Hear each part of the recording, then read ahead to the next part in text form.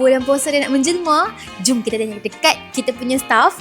Selalu pukul berapa host-host kita bangun sahur? Sebab kita kan selalu balik kerja lambat. Pukul berapa host kita bangun untuk sahur? Jom. Okay guys, yang ni host baru tau. Dia baru je nak masuk kita punya staff. Lepas tu, kita nak tanya dulu. Dia puasa selalu bangun pukul berapa untuk sahur?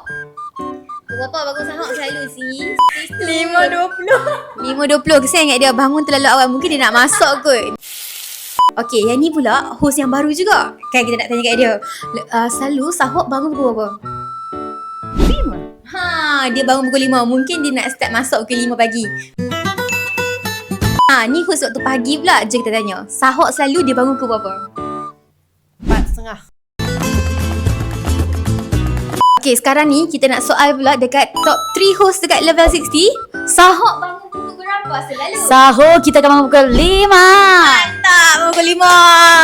Hai, admin takkan nak lari kot. Mana tanya. Admin selalu sahur bangun pukul berapa, admin? Dalam pukul 3. Pukul 3 pagi. Nampak gaya dia nak masuk makan pagi. Okay, now kita nak tanya. Admin ni selalu sahur bangun pukul berapa? 5 pagi. Nampak gaya yang ni terbaik. Satu lagi, host kita yang seorang lagi ni selalu bangun sahur pukul berapa pagi? 5. Ya Allah, 5 pagi. Nampak gaya host kita memang berjaya. Semua sahur dan subuh. Alhamdulillah. Putih pukul apa Siti.